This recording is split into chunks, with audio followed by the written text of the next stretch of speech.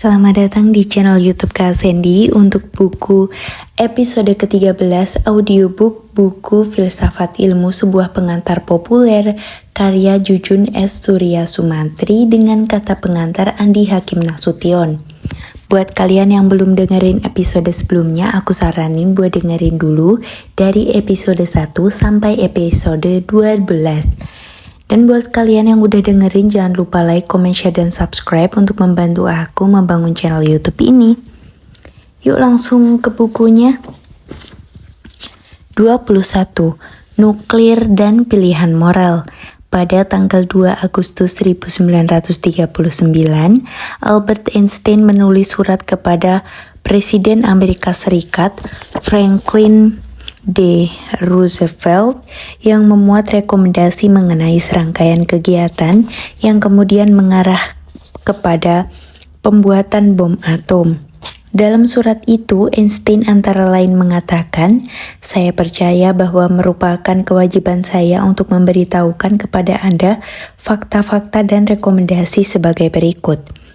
Apakah yang mendorong Einstein merasa berkewajiban untuk memberikan sarana kepada Presiden Roosevelt untuk membuat bom atom? Apakah karena dia anti rezim Hitler? Apakah karena dia terpanggil oleh kewajibannya selaku warga Amerika Serikat sebagai seorang ilmuwan yang menemukan rumus E sama dengan mc kuadrat yang menjadi dasar bagi pembuatan bom atom yang dahsyat itu? Einstein merupakan orang yang lebih tahu mengenai akibat dari saran yang dikemukakannya, baik secara fisik maupun secara moral. Alasan Einstein untuk menulis surat tersebut secara eksplisit juga termuat dalam suratnya kepada Presiden Roosevelt, di mana dia mengemukakan kekhawatirannya mengenai kemungkinan pembuatan bom atom oleh Nazi. Dia menulis kata-kata, "Saya mengetahui bahwa Jerman telah menghentikan penjualan uranium dari Cekoslovakia yang telah diambil alihnya. Bahkan Jerman telah mengambil tindakan ini mungkin dapat dihubungkan dengan fakta bahwa putra Menteri Muda Luar Negeri Jerman, von Weizsäcker, ditugaskan pada Institut Kaiser Wilhelm di Berlin, di mana beberapa percobaan uraniumnya yang telah dilakukan di Amerika sedang dicoba kembali. Sekiranya waktu itu Jerman tidak memperlihatkan tanda-tanda untuk membuat bom atom, apakah Einstein akan bersedia menulis surat tersebut?" Nimpa pula kalangan para ilmuwan kita. Debat mengenai matematika modern umpamanya merupakan contoh yang buruk yang sangat tidak mendidik, baik mengenai cara berpikir keilmuan maupun cara etika keilmuan. Salah satu sendi masyarakat modern adalah ilmu dan teknologi. Kaum ilmuwan tidak boleh picik dan menganggap ilmu dan teknologi itu alfa dan omega dari segala-galanya. Masih terdapat banyak lagi sendi-sendi lain yang menyanggah peradaban manusia yang baik. Demikian juga, masih terdapat kebenaran-kebenaran lain di samping kebenaran keilmuan yang melengkapi harkat kemanusiaan yang hakiki. Namun, kita kaum ilmuwan konsekuen dengan pandangan hidupnya, baik secara intelektual maupun secara moral, maka salah satu penyangga masyarakat modern itu akan berdiri dengan kukuh. Berdirinya pilar penyangga keilmuan ini merupakan tanggung jawab sosial seorang ilmuwan. Kita tidak bisa lari daripadanya sebab hal ini merupakan bagian dari hakikat ilmu itu sendiri. Biar bagaimanapun kita tidak akan pernah bisa melarikan diri dari diri kita sendiri. Kemana lagi kita akan pergi? 21. Nuklir dan Pilihan Moral. Pada tanggal 2 Agustus 1939, Albert Einstein menulis surat kepada Presiden Amerika Serikat, Franklin D. Roosevelt, yang membuat rekomendasi mengenai serangkaian kegiatan yang kemudian mengarah kepada pembuatan bom atom. Dalam surat itu, Einstein antara lain mengatakan, "Saya percaya bahwa merupakan kewajiban saya untuk memberitahukan kepada Anda fakta-fakta dan rekomendasi sebagai berikut." Apakah yang mendorong Einstein merasa berkewajiban untuk memberikan sarana kepada Presiden Roosevelt untuk membuat bom atom? Apakah karena dia anti rezim Hitler? Apakah karena dia terpanggil oleh kewajibannya selaku warga Amerika Serikat? Sebagai seorang ilmuwan yang menemukan rumus E sama dengan mc kuadrat yang menjadi dasar bagi pembuatan bom atom yang dahsyat itu. Einstein merupakan orang yang lebih tahu mengenai akibat dari saran yang dikemukakannya, baik secara fisik maupun secara moral. Alasan Einstein untuk menulis surat tersebut secara eksplisit juga termuat dalam suratnya kepada Presiden Roosevelt, di mana dia mengemukakan kekhawatirannya mengenai kemungkinan pembuatan bom atom oleh Nazi. Dia menulis kata-kata, "Saya mengetahui bahwa Jerman telah menghentikan penjualan uranium ke Cekoslovakia yang telah diambil alihnya. Bahkan Jerman yang telah mengambil tindakan ini mungkin dapat dihubungkan dengan fakta bahwa putra Menteri Muda Luar Negeri Jerman, von Weizsäcker, ditugaskan pada Institut Kaiser Wilhelm di Berlin, di mana beberapa percobaan uranium yang telah dilakukan di Amerika Serikat sedang dicoba kembali. Sekiranya waktu itu Jerman tidak memperlihatkan tanda-tanda untuk membuat bom atom, apakah Einstein akan bersedia menulis surat tersebut?" Pernyataan ini sangat menarik dan menyentuh landasan moral yang fundamental. Akhir-akhir ini masalah ini dihadapi oleh Presiden Carter mengenai pembuatan bom neutron. Apakah Amerika Serikat akan memperlengkapi arsenal persenjataan dengan bom neutron? Masalah yang dihadapi oleh Einstein dan Presiden Carter adalah sama, namun situasinya berbeda. Dewasa ini Amerika Serikat tidak berada dalam bahaya dan pembuatan bom atom, bom neutron, hanya akan meningkatkan kemampuan strategis militernya. Sedangkan situasi yang dihadapi Einstein waktu itu adalah keadaan perang yang konkret di mana sekutu mungkin kalah sekiranya Jerman dapat mengembangkan bom atomnya. Inilah yang menyebabkan Einstein memutuskan untuk menulis surat tersebut. Masalahnya adalah, apakah dengan keputusan tersebut Einstein memihak kepada pihak Amerika Serikat selaku seorang warga yang baik? Apakah keputusan Einstein didasarkan kepada nasionalisme dan patriotisme? Jawabannya adalah tidak. Keputusan Einstein bukanlah didasarkan kepada nasionalisme atau patriotisme. Dalam persoalan semacam ini, ilmu bersifat netral. Walaupun demikian, dalam kasus ini Einstein telah memilih untuk berpihak. Pihak manakah yang dia pilih? Amerika Serikat? Sekutu? Jawabannya adalah bukan. Bukan Einstein seperti juga ilmuwan yang lain berpihak kepada kemanusiaan yang benar. Kemanusiaan ini tidak mengenal batas geografis, sistem politik atau sistem kemasyarakatan lainnya. Seorang ilmuwan secara moral tidak akan membiarkan hasil penemuannya dipergunakan untuk menindas bangsa lain meskipun yang mempergunakan itu adalah bangsanya sendiri. Sejarah telah mencatat bahwa para ilmuwan bangkit dan bersikap terhadap politik pemerintahannya yang menurut anggapan mereka melanggar asas-asas kemanusiaan. Ternyata bahwa dalam soal-soal yang menyangkut kemanusiaan, para ilmuwan tidak pernah bersifat netral. Mereka tegak dan bersuara sekiranya kemanusiaan memerlukan mereka. Suara mereka bersifat universal mengatasi golongan, ras, sistem kekuasaan, agama, dan rintangan-rintangan lainnya yang bersifat sosial. Einstein waktu itu memihak sekutu karena menurut anggapannya, sekutu mewakili aspirasi kemanusiaan. Sekiranya sekutu kalah, maka yang akan muncul di muka bumi adalah rezim Nazi yang tidak berperi kemanusiaan. Untuk itu, seorang ilmuwan tidak boleh berpangku tangan. Dia harus memilih sikap berpihak kepada kemanusiaan atau tetap bungkam. Pilihan moral ini kadang-kadang memang getir sebab tidak bersifat hitam atas putih. Akibat bom atom di Hiroshima dan Nagasaki masih berbekas dalam lembar sejarah kemanusiaan kita.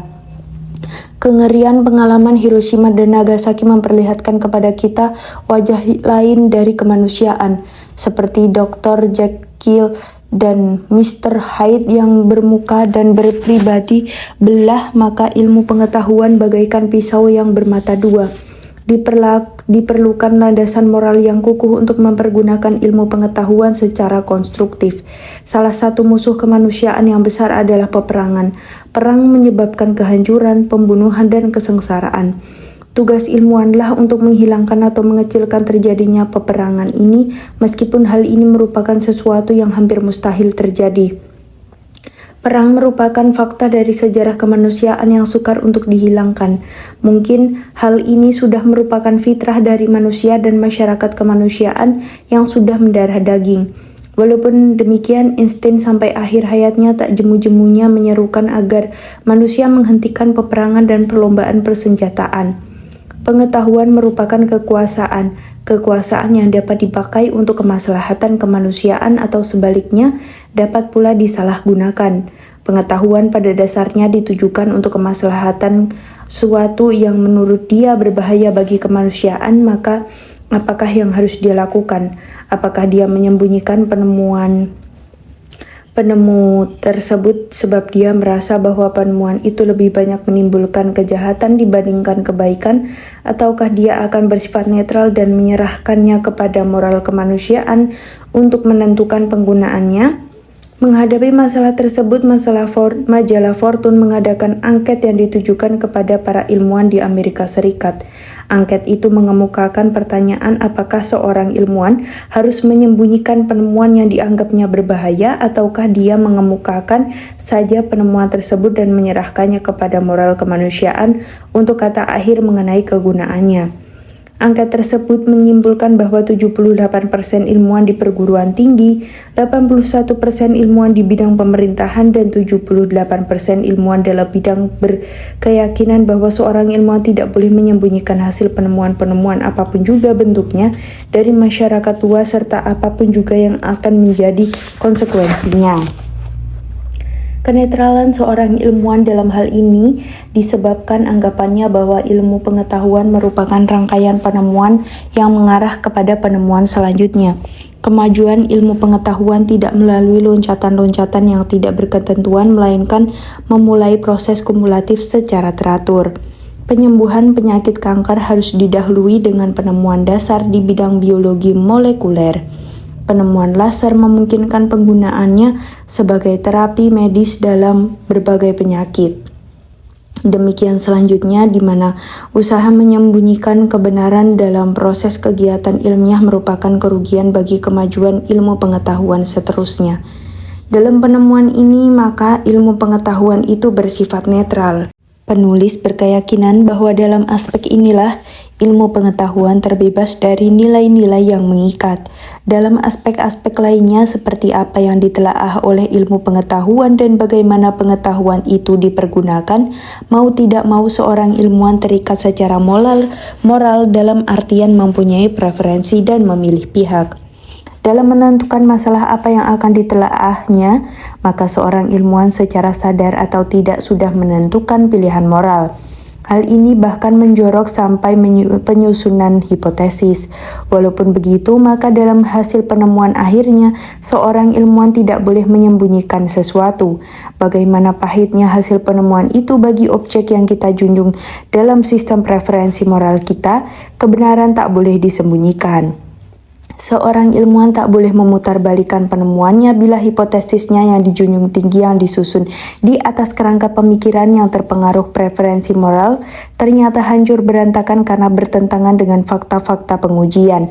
Seorang ilmuwan yang di atas landasan moral memilih untuk membuktikan bahwa generasi muda bila berkesadaran tinggi, dia terikat kepada generasi muda, atau membuktikan bahwa hasil pembangunan itu efektif, dia terikat kepada kebijaksanaan pemerintah. Maka dalam hasil penemuannya, dia bersifat netral dan membebaskan diri dari semua keterikatannya yang mengganggu dia secara sadar atau tidak. Di sini hitam dikatakan hitam dan putih dikatakan putih, apapun juga konsekuensinya bagi objek moral yang mendorong dia melakukan penelaahannya. Penyimpangan dalam hal ini merupakan pelanggaran moral yang sangat dikutuk dalam masyarakat ilmuwan. Kenetralan dalam hal di atas itulah yang menjadikan ilmu bersifat universal. Ilmu mengabdi kemanusiaan dengan menyumbangkan penemuan-penemuan yang didapatkannya lewat kegiatan ilmiah. Kemanusiaan bagi seorang ilmuwan tidak terikat oleh ruang dan bahkan tidak oleh waktu. Penemuan ilmiah tidaklah diperuntukkan bagi suatu golongan tertentu, namun bagi kemanusiaan secara keseluruhan. Penemuan yang mungkin hari ini kurang relevan dan tidak ada gunanya, mungkin mustahil akan merupakan batu loncatan ke arah kemajuan di hari ke depan. Kenetralan dalam proses penemuan kebenaran inilah yang mengharuskan ilmuwan untuk bersikap dalam menghadapi bagaimana penemuan itu digunakan.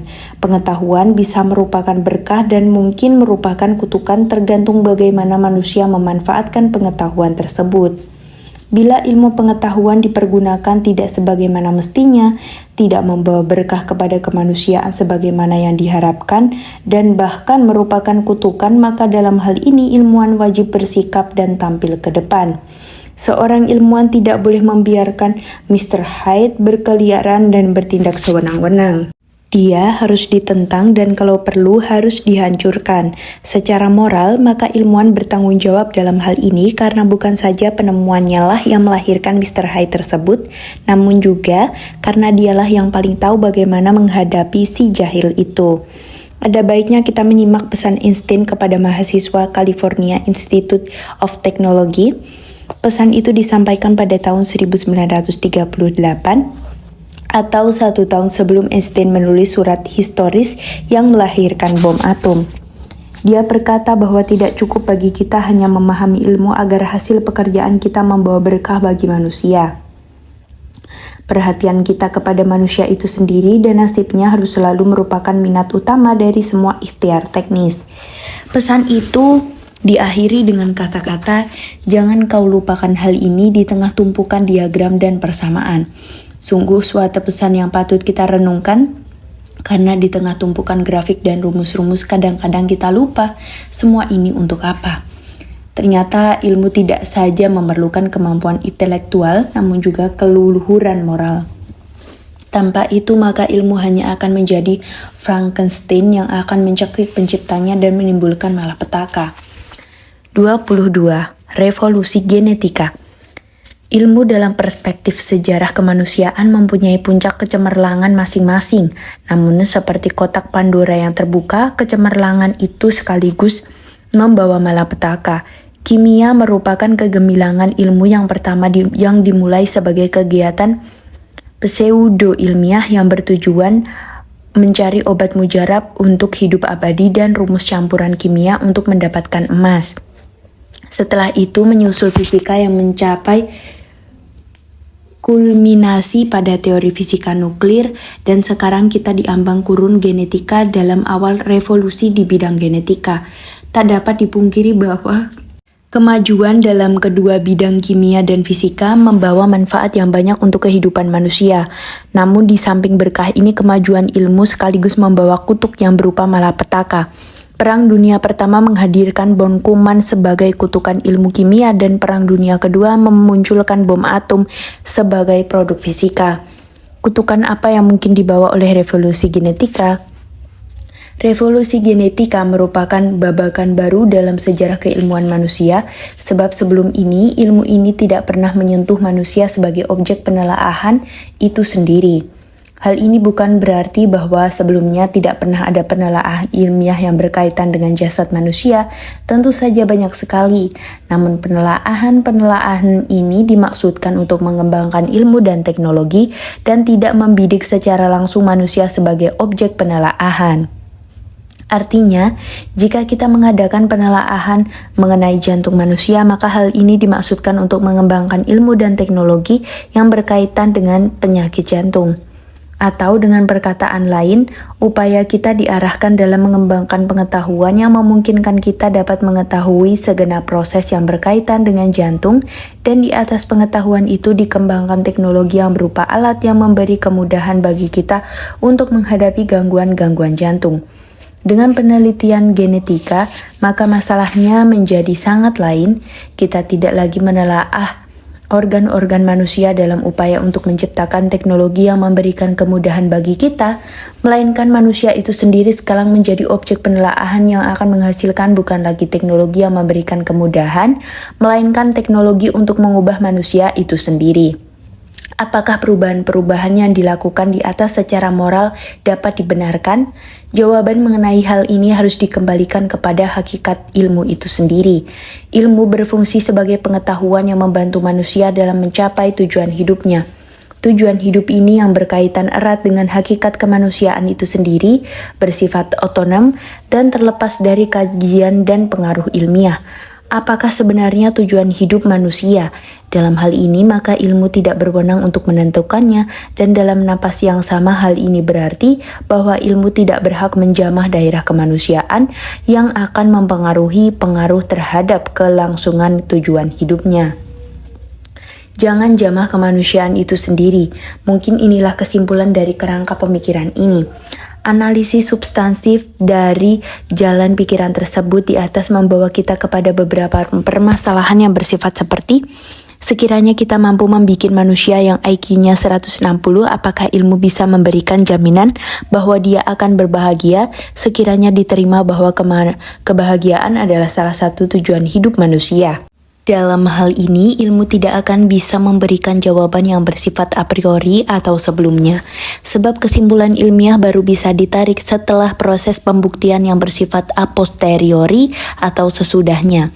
Jadi, bila kita secara moral bersedia meluluskan penciptaan manusia yang mempunyai IQ 160, maka dengan ilmu pun kita tidak bisa memberikan jaminan bahwa dia berbahagia.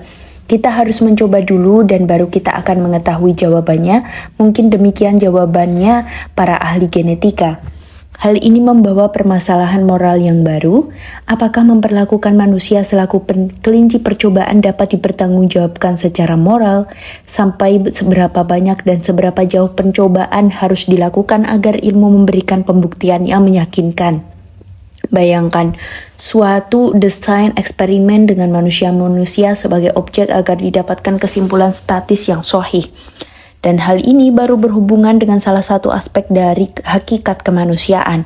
Padahal hakikat kemanusiaan itu sangat kompleks, yang satu dengan yang lain tidak terjalin dalam hubungan rasional yang dapat dianalisis secara kuantitatif yang melibatkan psikis, emosional, dan kepribadian manusia.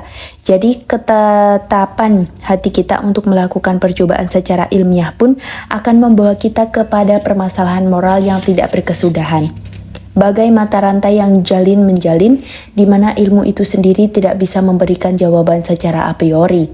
Dalam hal ini manusia diibaratkan membuka kotak Pandora, sekali dibuka berhamburlah kutuk dan malapetaka. Jangan sentuh kotak malapetaka itu. Mungkin inilah kesimpulan yang dapat ditarik dari sudut argumentasi ini. Belum lagi bila diingat bahwa secara moral mungkin saja orang tidak sependapat bahwa kemuliaan manusia tidak ada hubungannya dengan IQ 160. Kemuliaan manusia bagi sebagian orang bukan terletak pada atribut-atribut fisik melainkan pada amal perbuatannya. Demikian juga mungkin saja atribut-atribut fisik itu mempunyai makna atau religius tentu dalam perspektif kehidupan yang bersifat teleologis. Mengapa mengutik-utik suatu atribut yang terkait dengan kepercayaan seseorang yang bersifat sakral? Bahkan pun bila ilmu bisa menjawab segudang pertanyaan mengenai kausalita fisik, ilmu tetap tidak berhak menjamah daerah kemanusiaan ini yang bersifat transendental. Apalagi tentu saja bila diingat bahwa ilmu pun sama sekali buta dalam hal ini. Tak satu pun jawaban yang dipunyainya kecuali hipotesis yang ingin dibuktikannya. Pembahasan di atas didasarkan kepada asumsi bahwa penemuan dalam riset genetika akan dipergunakan dengan itikat baik untuk keluhuran manusia. Bagaimana sekiranya penemuan ini jatuh kepada pihak yang tidak bertanggung jawab dan mempergunakan penemuan ilmiah ini untuk kepentingannya sendiri yang bersifat destruktif? Garansi apa yang bisa diberikan bahwa pengetahuan ini tidak akan dipergunakan untuk tujuan-tujuan seperti itu? Melihat permasalahan genetika dari sudut ini makin meyakinkan kita bahwa akan lebih banyak keburukannya dibandingkan dengan kebaikannya sekiranya hakikat kemanusiaan itu sendiri mulai dijamah. Kesimpulan yang dapat ditarik dari seluruh pembahasan kita terkait di atas menyatakan sikap yang menolak terhadap dijadikannya manusia sebagai objek penelitian genetika. Secara moral, kita lakukan evaluasi etis terhadap suatu objek yang tercakup dalam objek formal atau ontologis ilmu. Menghadapi nuklir yang sudah merupakan kenyataan, maka moral hanya mampu memberikan penilaian yang bersifat aksiologis. Bagaimana sebaiknya kita mempergunakan tenaga nuklir untuk keluhuran martabat manusia? Menghadapi revolusi genetika yang baru di ambang pintu, kita belum terlambat menerapkan pilihan ontologis. Jangan petik buah terlarang itu. Jangan berharap menciptakan Superman, namun yang bangun adalah Frankenstein. Apakah ilmu mampu menjamin seperti pesan Christine penjahitan? Sudah kubilang, jangan kau petik mawar yang penuh berduri. Sudah kubilang, jangan engkau dekati api yang membara. Jangan kau tertusuk nanti. Jangan kau terbakar nanti, jangan bawa dirimu dalam mimpi. Ini sekian episode kali ini. Terima kasih yang sudah mendengarkan. Jangan lupa like, comment, share, dan subscribe untuk membantu aku membangun channel YouTube ini agar bisa memberikan manfaat tidak hanya untukmu tapi juga untuk orang-orang di sekitarmu. Buat kalian yang bingung sama bukunya, bisa nih didengerin dulu dari episode-episode sebelumnya karena setiap episode adalah berkaitan dari halaman-halaman selanjutnya. Yuk membaca buku.